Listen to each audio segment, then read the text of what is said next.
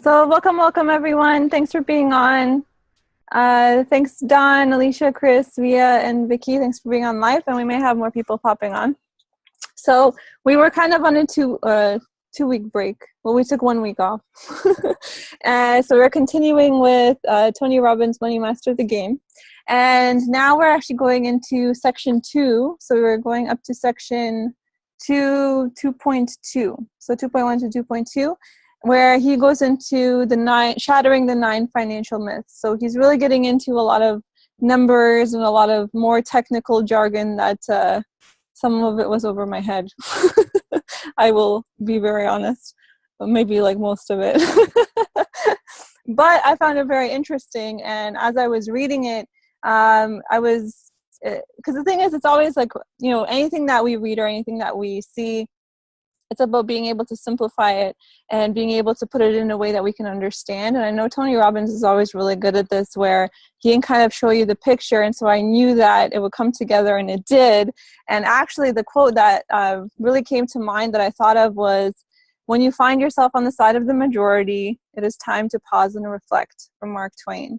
And really he's talking about, mutual funds, and how, like in the first section, about how, we have all these people kind of like managing our money, saying they can beat the market, saying that they can, make us all this money. And truth be told, that's not the case. They're saying that it's not really a game necessarily that can be won in that way. And so he's talking more about index funds, and the way that I'm seeing it with anything else in life, it's kind of like playing the long game, right? The game of compound, but also doing it in a way where you're not following the masses. And that can be hard, because when you see people investing, let's say in mutual funds, and it's a $13 trillion market, right?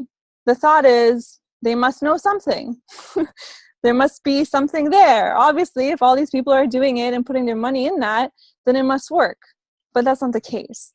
And the funny thing is, kind of on the other side of that, we're here also as entrepreneurs. We're here kind of in a different perspective, because we're not necessarily just, some of us may be working jobs, but we're not just in that job mentality of trading time for money, right? We kind of understand creating leverage in your business, being an entrepreneur, and allowing yourself to make more money than I guess most people think they can. But it's like we're stepping away from the mold. We're doing things that most people don't do. And so it doesn't surprise me at all reading this, that it's the same thing with money. It's the same thing with investing. And where you put your money, shouldn't really be where the majority is putting it, because the majority of people, I do, agree personally too, that it seems like this huge confusing world to me, right? Just the stock market and mutual funds and all of this stuff, to me, is not something that I feel like I could personally tackle. And just like he says, we have lives, we have other things to do, we have, all these parts of our lives that we hope that, at least within the scope of money and investing and saving, right, that we can go to an expert.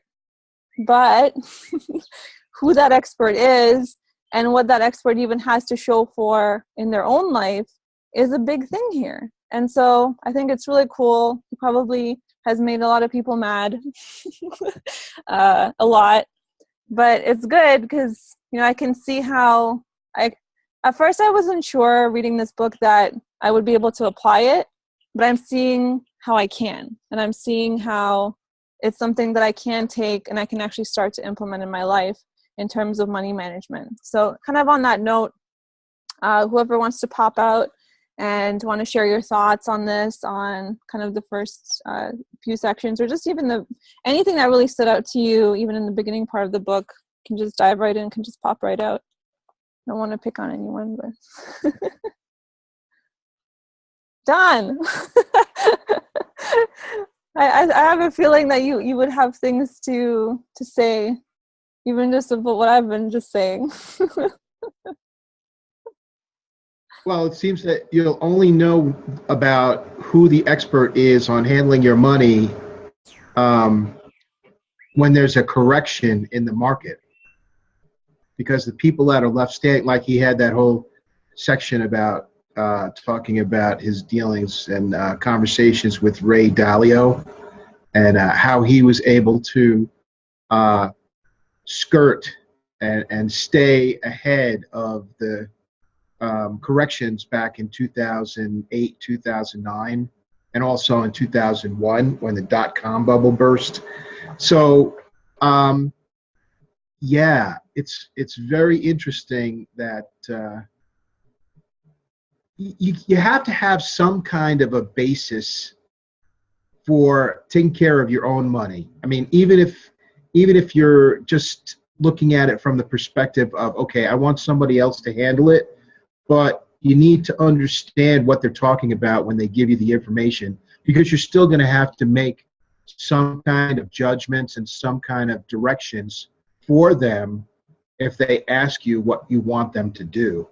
So having that basis of understanding is, it's just like in your business too. It's like we're all learning, how to market, how to use Instagram, how to build a sales funnel. Same thing with, Kat, you've done some amazing things with your Instagram stuff. I don't think the whole money thing would be that far out of the realm of something that you could figure out given a little time. I mean, I was always averse to doing my own taxes and stuff like that. And then I said, you know what? I'm in publishing and I'm handling millions of dollars of budgeting on book projects and getting it down to the dollar, and I can't do my own taxes. So I just said, you know what? Forget that. I'm just going to start doing my own taxes. And up until the time when I first started my first business, I always did my own taxes for the previous 20 years. So, it's that fear factor. You just have to dive in and do it. But you may do it wrong, like anything else. Yeah. So. Thank you for sharing, Don. Yeah. It makes me think, I saw a quote recently too, because I think also of automation and scalability, and within anything, if you scale something that doesn't work, it's like there's a quote I saw, if you automate a mess, you get an automated mess. And so having these kind of foundations with money management can allow us to set these kind of firm foundations to build off of, versus not even ever really thinking about it, hoping that the experts are handling our money well, and then years later discovering, well, it's like a huge mess. It wasn't actually handled in the way that we thought it was. And actually the next section is talking about taxes and how there's all these hidden fees that, they don't ever talk about. And it's kind of it made me think of hidden lists of ingredients and stuff, like in food, that you never even know that's there, that's really harming you. And it's all in fine print. It's all, it's just not, it's not shown, and it's not a surprise. But I really feel like this book he is actually so far, because it's a huge thing for him to, with his intention of helping the average person that doesn't have access to, all these people kind of in the 2%, right? And actually helping the average person figure this out. And I feel like so far he is delivering on that in the way he's breaking it down with the information. So I'm finding it really, really good and understandable. Anyone want to pop out?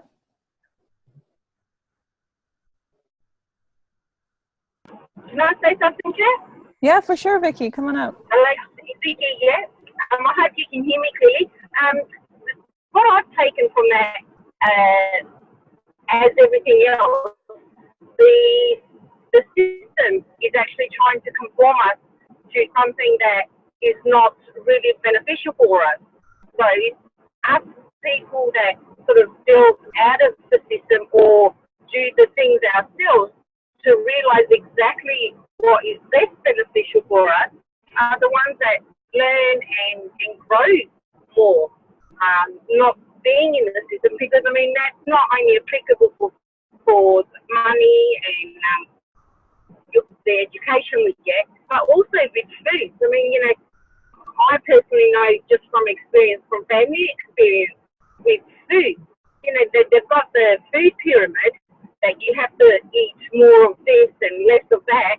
But in actual fact, for example, fruit is so much more beneficial, but they try and say to you, oh, you know, too many sugars, you know, induce diabetes and things like that. But it's so incorrect, where they're trying to put us in a system where we are reliant on them. And even with the money, they try to control us how it should be used, or it should be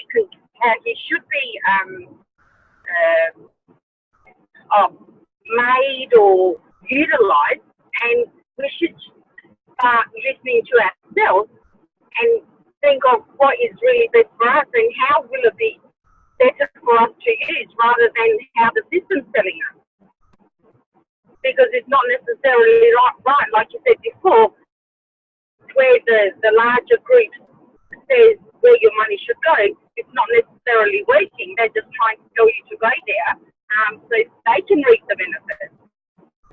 And entrepreneurs, I can't even say it, are the ones that sort of really realise the truth of what is best for the human being or for the person themselves. I don't know if that makes sense, but it does make sense to me, and that's what I got out of it.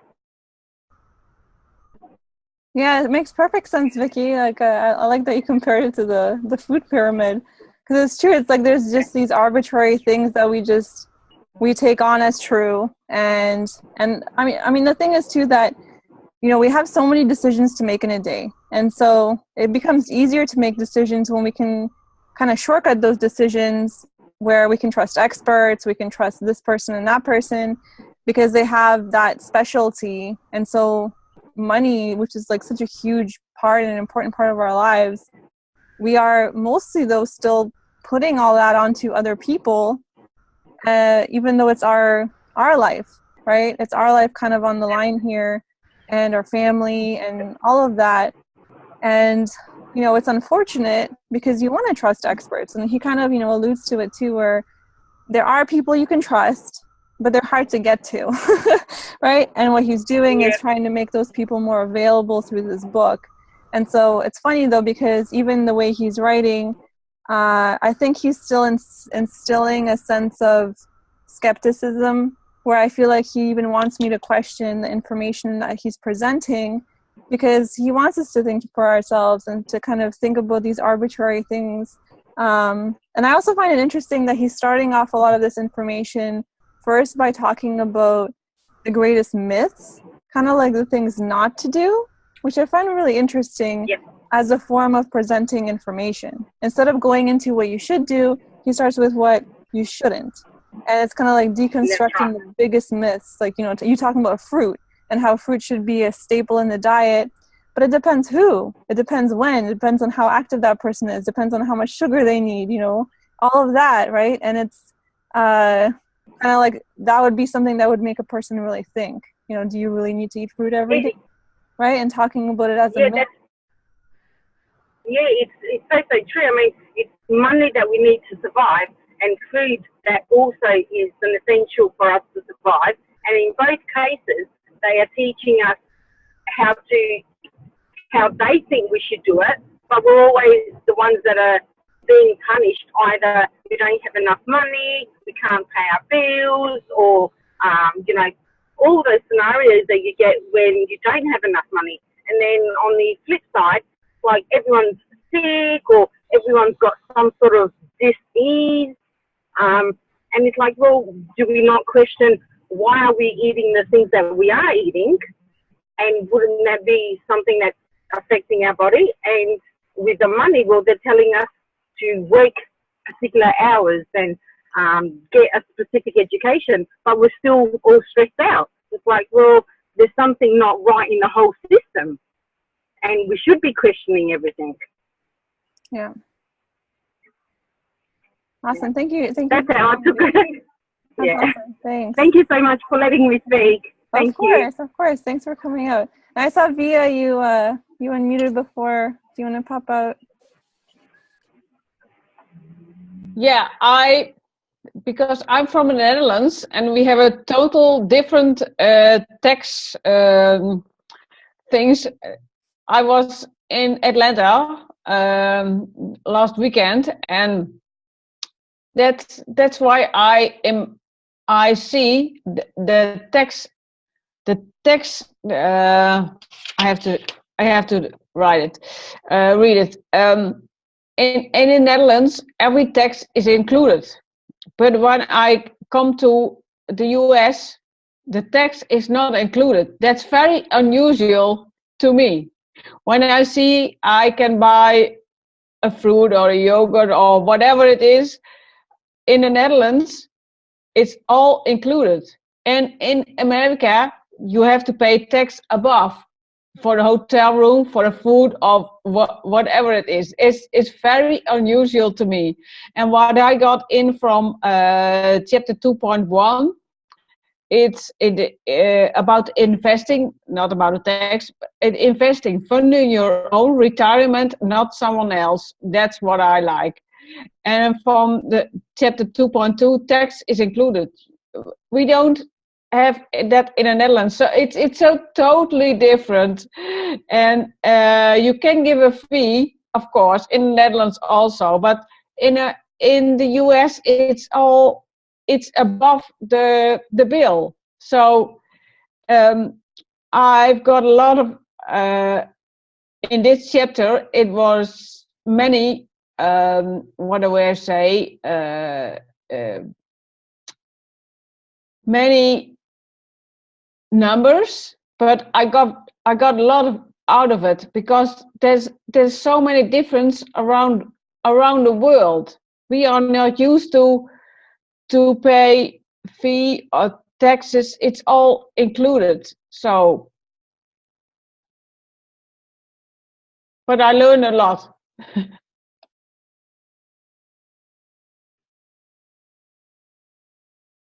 I'll jump out. It's Terry here. So I actually haven't read the book yet. I've been reading another book, and I've been like, still got to get this book. But I still wanted to jump on and share this time with you, because I really value hearing everyone's things. So I don't have any comment on the book itself, but just when you were talking, Kat, about that sharing them, like busting the myths before sharing what does work, I just made me think of the book Influence that we read as well, and that thing about contrast and comparisons. So I wonder how, whether that's, very strategic from an influence kind of point of view for our minds to actually be aware of what not to do, and then like do it that way around rather than the other way around. Anyway, thanks for your sharings. That's awesome. It's just like a side note in my head. I'm going to try to do a kind of like a blog or an email of what not to do and send it out and see what kind of response there is.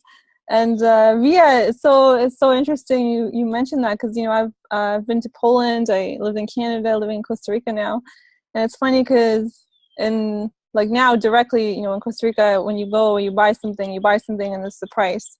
And then whenever I go back to Canada, I always adjust, and I'm like, yeah, I forgot, like they don't, when you go shopping, they don't add the tax. You have to add the tax yourself.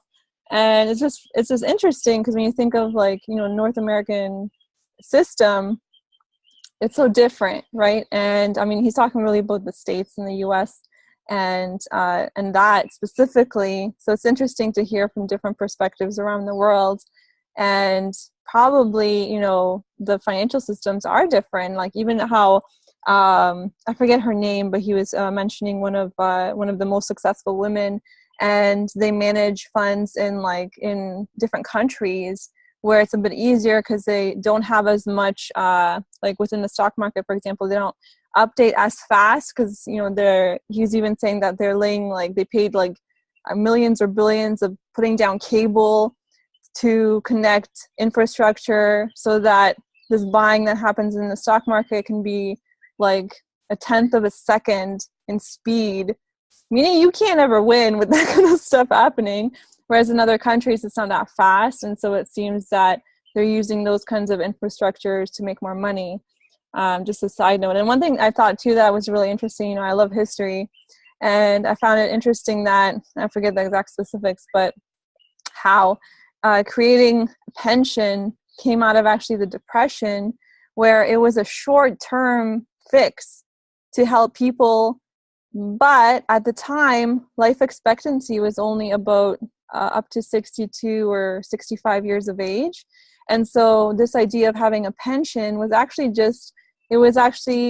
created as a last measure for like the really last remaining years of life, and where most people actually didn't even get to use it because they actually died before they could even access this pension. And so it was like a short-term, really, really short-term fix for something that later on took over like it's a life of its own, where it was solving retirement and all of this stuff, whereas life expectancy has increased so much where now people can retire in their 60s and live until their 90s. And so 30 years of working and saving for retirement is supposed to give you the money to then live for 30 years without working and still being able to live off that money. It just doesn't even make sense anymore. And so it really just made me think of how funny that it was just this measure, just short-term, like a short-term fix that people turned into, like companies and banks and all this turned into this. And it's just like this giant mess, right? Because even now retirement, it's a new concept, but it's already lost the meaning it had years ago for previous generations. And now it doesn't have the same meaning. And really, it's a really short-term concept that's just been around for not that many decades. Like, that's the crazy part, right? Whereas for us, it's normal because we've lived in this kind of time and we think of it as this kind of set in stone idea. And it's really not. It's just something that's going to fade because something has to replace it because it's just not working, right? So I don't know, it just really made me think of that.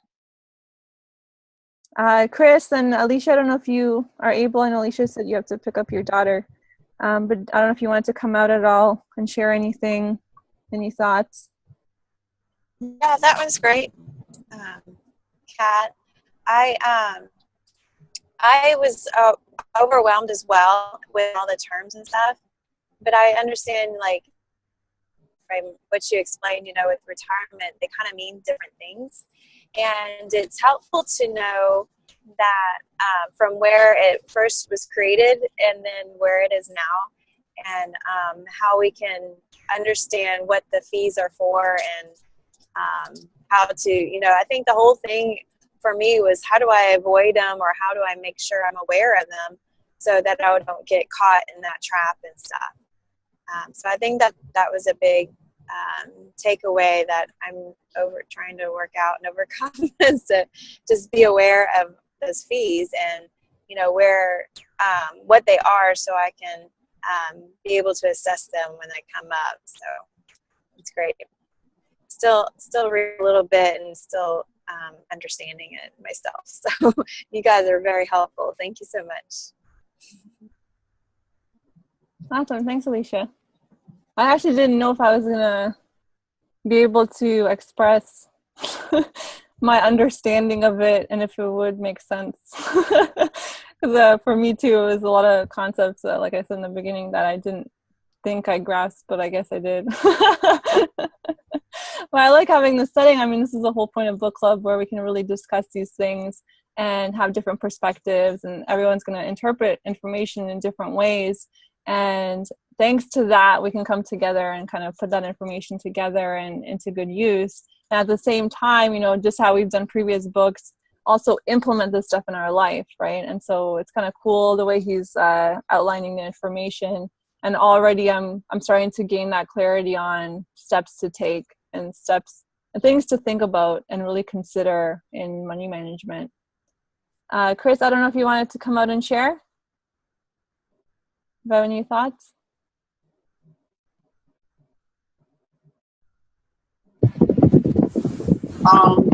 I just happened to see you guys online, so I happened to just pop in on this. I'm coming back after being out for a while. Okay, well, great to have you here. We're happy you're here. Thanks for coming on. Thank you. You're more than welcome to come on, and if you want to check out the book, it's Money Master the Game. If you want to catch up, and we're actually going to start closing out. So if anyone has any kind of final thoughts or anything you want to share, anything else that came to mind even during the discussion, you can pop out. I'm just going to open up the book here and see where we're going to next. Well, there was one thing that you said, Kat, and that brought up the whole part about how they're laying the fiber optic cables from Chicago to New York so they can have nanoseconds of trades. But it's kind of funny because that whole part of the book where he was talking about that is kind of antithetical to what we're really supposed to be doing, which is you invest and you sit and you watch it and you keep investing for the long term. You're not a day trader. You're not going to be like watching, like Apple to see if it went up 2 points today because you're going to make some money. You're looking so that you're investing for like 10 years in the future, 20 years in the future, and you're going to go through the peaks and valleys of corrections. But overall, if you watch the peaks, and it's going to go on a trend line that's going to go up. If even if you go back like to the 1920s, you can still watch the trend line of like the market go like up across. So there was that part. We're all in it to invest and like just stick with it. The other thing too that keeps coming into my mind while I'm reading is that he seems to be talking to an audience that's primarily people who are in like a job, okay, and not people who are entrepreneurs, because like I have to catch up. I mean, my savings is pretty much shot from, if you work in an industry where you get laid off like every 10 years, your retirement, your 401k, I mean, it's gone. So being an entrepreneur, is where it's at to make, to get in, make a lot of money, invest it, build for the future, and do a lot of the things that he's laying out in the book, but do them on a lot larger scale than what somebody can actually do if they're working a job, just kind of putting in like, $2,000 a year or something, waiting for it to compound and grow. So that was just, something that I got out of it. Yeah, that's awesome, Don. Yeah, that's another really good point. The sun's like really blinding me. Trying to sit here different, sorry. Because this is also like principles from the slight edge, right? It's like it's playing the long game. It's being the tortoise, not the hare. And it's the same principles. It's not about trying to win big or trying to win the lotto, right? And trying to win on that next stock or that next whatever, the next trade. It's about the long term, right? And about really, yeah, like you said, like standing still, getting in and standing still, not trying to beat everyone all around you every single day. And it makes a lot of sense because as entrepreneurs, exactly what you're saying, Don, we understand that. We understand that consistency that we have in our business, the long-term compound, the momentum we build through consistent action over time using like slight edge principles is what works in business. And so it makes sense that it works with money and money management and investment as well. So excellent point.